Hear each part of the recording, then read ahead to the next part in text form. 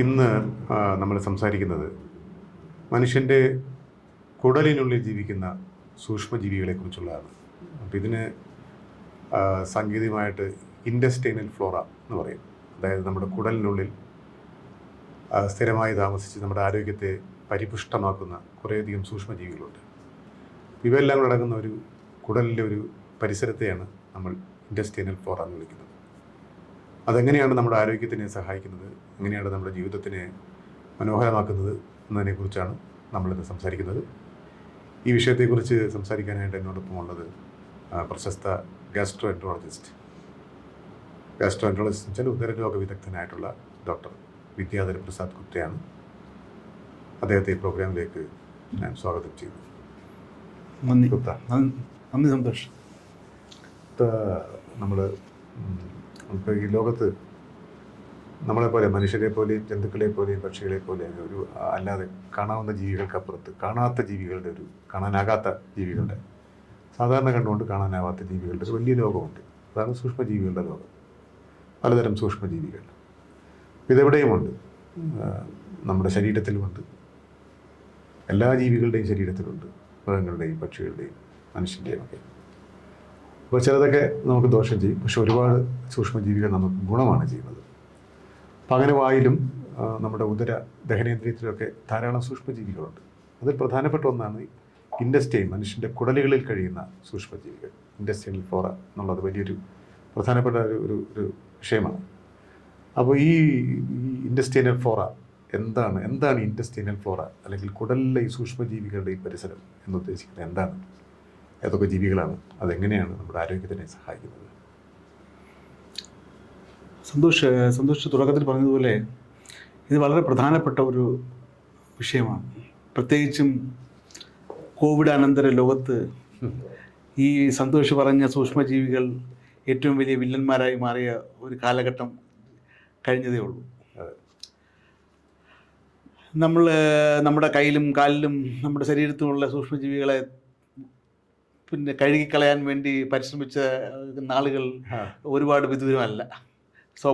സോപ്പിടാതെയും ഒക്കെ കഴുകിക്കളഞ്ഞു. പക്ഷേ നമ്മൾ ആ സമയത്തും ഒക്കെ വിചാരിച്ചതുപോലെ ഇവന്മാർ വില്ലന്മാരല്ല. ഇവർ നമ്മളെ സഹായിക്കുന്നവരും നമ്മുടെ എക്സിസ്റ്റൻസ് തന്നെ അവരിലാണ് നിക്ഷിപ്തമായിരിക്കുന്നത്. അവരില്ലാതെ നമുക്ക് നിലനിൽക്കാൻ പറ്റില്ല. നമ്മളുടെ നിലനിൽപ്പ് അവരിലൂടെയാണ്. അതെ, സൂക്ഷ്മജീവികളില്ലാതെ നമുക്ക് നിലനിൽക്കാൻ പറ്റില്ല. സന്തോഷ് പറഞ്ഞു തുടങ്ങിയതിനകത്ത് ഈ കുടലിലുള്ള സൂക്ഷ്മജീവികളെ കുറിച്ചാണ് സന്തോഷ് പറഞ്ഞു തുടങ്ങിയത്. കുടലിൽ നിന്നല്ല, നമ്മുടെ ശരീരത്തിലെ എല്ലാ മുക്കിലും മൂലയിലും സൂക്ഷ്മജീവികളുണ്ട്. നമ്മുടെ ഈ അടുത്ത കാലം വരെ നമ്മൾ വിചാരിച്ചിരുന്നത് നമ്മുടെ ബ്രെയിനിനകത്ത് നമ്മളൊക്കെ പഠിച്ചതുപോലെ ബ്ലഡ് ബ്രെയിൻ ബാരിയർ എന്നൊരു സംഭവമുണ്ട്, അതുകൊണ്ട് സൂക്ഷ്മജീവികൾ ഉണ്ടാകില്ല എന്നായിരുന്നു. ഇപ്പോൾ പറയുന്നു, ശാസ്ത്രം പറയുന്നു അവിടെയും ഉണ്ട്. ഇവൻ തലച്ചോറിനകത്തും ഉണ്ട് എന്ന് മാത്രമല്ല, ആ തലച്ചോറിനകത്തുള്ള സൂക്ഷ്മജീവികൾ അത് ഒരു പുതിയ അറിവുകളാണ്. അത്രത്തോളം അങ്ങ് വിശദമായി പഠനങ്ങൾ നടന്നുകൊണ്ടിരിക്കുന്നുള്ളൂ. പക്ഷെ പല നമ്മളെ ന്യൂറോ ഡീജനറേറ്റീവ് അസുഖങ്ങളും ഇതിൽ വരുന്ന ഇംബാലൻസ് കൊണ്ടാണെന്നാണ് ഇപ്പോഴത്തെ പുതിയ ശാസ്ത്രം പുരോഗമിച്ചുകൊണ്ടിരിക്കുന്നത്. എന്ന് മാത്രമല്ല, വേറെ ഇതുപോലെ ഒട്ടും തന്നെ സൂക്ഷ്മജീവികൾ ഉണ്ടാകാനേ പാടില്ല എന്ന് നമ്മളൊക്കെ പഠിക്കുകയും ഇപ്പോഴും ഒരുപക്ഷെ അത്ഭുതത്തോടെ മാത്രം കേൾക്കുകയും ചെയ്യുന്നൊരു സ്ഥലമാണ് നമ്മുടെ ഒരു കുഞ്ഞുണ്ടാകുന്ന സമയത്ത് നമ്മുടെ പ്ലാസൻ്റയിലും അമ്നിയോട്ടിക് ഫ്ലൂയിഡിനകത്തും ഒരു സൂക്ഷ്മജീവി ഉണ്ടാകാൻ പാടില്ല. ശാസ്ത്രം പറയുന്നു അവിടെയും ഉണ്ട്.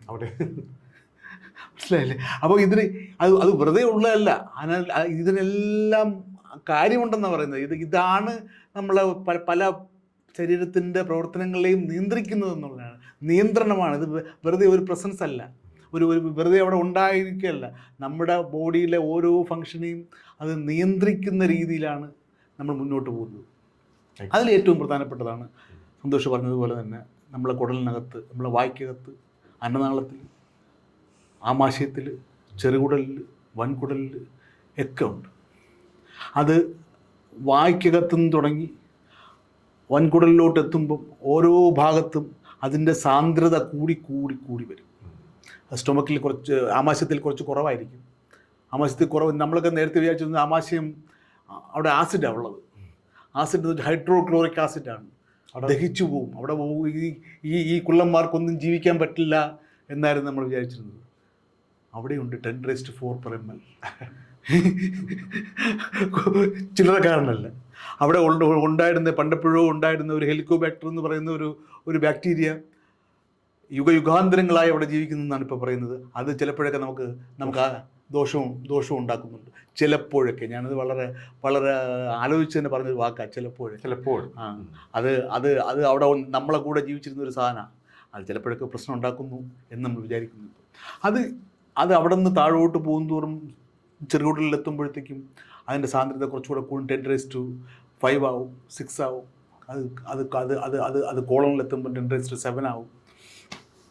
ഇത് പല തരത്തിലുണ്ട്. ഓക്സിജൻ വേണ്ടതുണ്ട്, ഓക്സിജൻ വേണ്ടാത്തതുണ്ട്. ഡാർക്ക് പിന്നെ ഉള്ളറകളിൽ നമ്മളെ ശരീരത്തിൻ്റെ ഓരോ സെല്ലിനും ജീവിക്കണമെങ്കിൽ ഓക്സിജൻ വേണം. ഈ ചേട്ടന്മാർക്ക് ഓക്സിജൻ വേണ്ടാത്തതും ഉണ്ടാകും. അതാണ് കൂടുതലെന്നാണ് പറയുന്നത്. നമ്മുടെ പല ശരീരത്തിൻ്റെ പ്രവർത്തനങ്ങളും നിയന്ത്രിക്കുന്ന നമ്മളെ ചില വൈറ്റമിൻസ് ഉണ്ടാക്കുന്നത്, നമുക്ക് ആവശ്യമായ പിന്നെ ക്ലോട്ടിംഗ് ഫാക്ടേഴ്സ് ഉണ്ടാക്കുന്നതിനാണ്. ക്ലോട്ടിംഗ് ഫാക്ടേഴ്സ് എന്ന് വെച്ച് കഴിഞ്ഞാൽ രക്തം കട്ട പിടിക്കുന്ന അണുക്കൾ, അത് ഉണ്ടാക്കുന്നതിനകത്ത് ഈ കുഞ്ഞന്മാർക്ക് റോളുണ്ടെന്നാണ്, ബാക്ടീരിയ റോളുണ്ടെന്നാണ് പറയുന്നത്. അതുപോലെ നമ്മുടെ ശരീരത്തിൻ്റെ നമ്മളെ ദഹന പ്രക്രിയയിൽ എന്ന് മാത്രമല്ല, ഈ കുടലിലെ ഈ സൂക്ഷ്മജീവികളാണ് നമ്മുടെ ശരീരത്തിൻ്റെ പ്രതിരോധ ശക്തിയെ നിയന്ത്രിക്കുന്നത്. ഈ കുടലിലെ സൂക്ഷ്മജീവികളാണ് നമ്മുടെ ചിന്തയും നമ്മുടെ വികാരങ്ങളെയും നിയന്ത്രിക്കുന്നത്. അങ്ങനെ ഒരു സംഗതി നമ്മുടെ എമോഷൻസ് ആൻഡ് ഫീലിങ്സ് നിയന്ത്രിക്കുന്നത്. അത് ഭയങ്കര ഇൻട്രസ്റ്റിംഗ് ടോപ്പിക്കാണ്. അത് വളരെ വളരെ ഇൻട്രസ്റ്റിംഗ് ആയ ടോപ്പിക്കാണ്. അതിനാണ് നമ്മൾ അതിൻ്റെ ഒരു വശമാണ് നമ്മളൊക്കെ പറയുന്ന, ഇന്നിപ്പം നമ്മുടെ മെഡിക്കൽ വിദ്യാർത്ഥികൾ പഠിക്കുന്ന, നമ്മുടെ കാലത്തൊന്നും നമ്മൾ പഠിച്ചിട്ടില്ല, പഠിക്കുന്ന ഗട്ട് ബ്രെയിൻ ആക്സിസ് എന്ന് പറയും. അതൊരു ആക്സിസാണ്. അത് ഇവിടെ ഈ സൂക്ഷ്മജീവികൾ ഉണ്ടാക്കുന്ന പല മെറ്റബോളൈറ്റ്സും, എൻ്റെ മലയാളം എന്താ, രാസപദാർത്ഥങ്ങളും രക്തം വഴി നമ്മുടെ ബ്രെയിനിലെത്തുകയും ബ്രെയിനിൻ്റെ പ്രവർത്തനങ്ങളെ നിയന്ത്രിക്കുകയും നമ്മളൊക്കെ കേട്ടിട്ടുണ്ടാവും ഗട്ട് ഫീലിംഗ്. നമ്മൾ പറയുന്നില്ല ബ്രെയിൻ ഫീലിംഗ് എന്ന്, വെച്ചാൽ ഗട്ട് ഫീലിംഗ്. അപ്പോൾ ഗട്ടിനായിട്ടൊരു ബ്രെയിനുണ്ട്. ആ ബ്രെയിനിനെ നിയന്ത്രിക്കുന്നത് അവിടുത്തെ ഈ സൂക്ഷ്മജീവികളാണ്. അപ്പോൾ ചുരുക്കത്തിൽ ഉദരം ശരിയായില്ലെങ്കിൽ മനസ്സ് ശരിയാവില്ല. ഉദരം ശരിയായില്ലെങ്കിൽ മനസ്സെന്നല്ല, ശരീരത്തിലെ ഒരു പ്രവർത്തനവും ശരിയാവില്ല. ശരിയാണ്. പണ്ടൊക്കെ നമ്മൾ ഒരു ഗ്രീക്കിലൊരു ഇതുണ്ട്, you are what you eat. നിങ്ങൾ തിന്നുന്നതാണ് നിങ്ങൾ. പക്ഷേ കഴിഞ്ഞൊരു 2 ദശകങ്ങൾ you are what your microbes eat. നിങ്ങളുടെ കുടലിലെ സൂക്ഷ്മജീവികൾക്ക് തിന്നാനുള്ള കാര്യങ്ങൾ, നല്ല കാര്യങ്ങൾ നിങ്ങൾ കൊടുത്തു കഴിഞ്ഞാൽ ആ സൂക്ഷ്മജീവികൾ നല്ല സൂക്ഷ്മജീവികളായിരിക്കും. അവൻ നല്ല രീതിയിലുള്ള രാസപദാർത്ഥങ്ങൾ ഉണ്ടാക്കും. അത് നിങ്ങളുടെ ശരീരത്തിൻ്റെ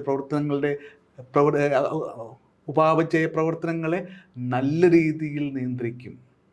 നിങ്ങൾ തിന്നുന്ന വസ്തുക്കൾ മോശമായിട്ടുള്ള ബാക്ടീരിയയ്ക്ക് വളരാനുള്ള അറ്റ്മോസ്ഫിയറാണ് ഉണ്ടാക്കുന്നതെങ്കിൽ അങ്ങനെയുള്ള ബാക്ടീരിയ ഉണ്ടാവുള്ളൂ, അങ്ങനെയുള്ള രാസപദാർത്ഥങ്ങൾ ഉണ്ടാവുള്ളൂ. അത് നമ്മുടെ ശരീരത്തിലെ ഓരോ ഉപാപചയ പ്രവർത്തനങ്ങളെയും മെറ്റബോളിക് ഫങ്ഷൻസിനെയും നിയന്ത്രിക്കും. അത് ലിവറായിരുന്നാലും, ഹാർട്ടായിരുന്നാലും, ബ്രെയിനായിരുന്നാലും, പാൻക്രിയാസ് ആയിരുന്നാലും, കിഡ്നി ആയിരുന്നാലും, ഇതിനെ എല്ലാത്തിനെയും നിയന്ത്രിക്കും. ഞങ്ങളുടെ കോളേജിൽ ഞാൻ പോകുന്ന ആശുപത്രിയിലെ പിള്ളേരുടെ അടുത്ത് പറയാറുണ്ട്, the next 20-30 years gastroenterologist will be the sole physician of the entire body. ഉദരം നമ്മൾ ഈ ഒരു കാലത്ത് ഹൃദയം ആയിരുന്നു വലിയ പ്രധാനപ്പെട്ട ഹൃദയമായിരുന്നു. കാര്യം. ഇപ്പോഴും പിന്നെ ഹൃദയം അല്ലെന്നല്ല. അപ്പോഴാണ് പിൽക്കാലത്ത് പിന്നെ നമ്മൾ തലച്ചോറിലേക്ക് വന്നു, പിന്നെ നമ്മൾ കിഡ്നിയിലേക്ക് വന്നു. അപ്പോൾ നമ്മളിപ്പോൾ നമ്മുടെ കുടലുകളെ കുറിച്ചുള്ള ഒരു അവയർനെസ്സിലാണ് വന്നിരിക്കുന്നത്.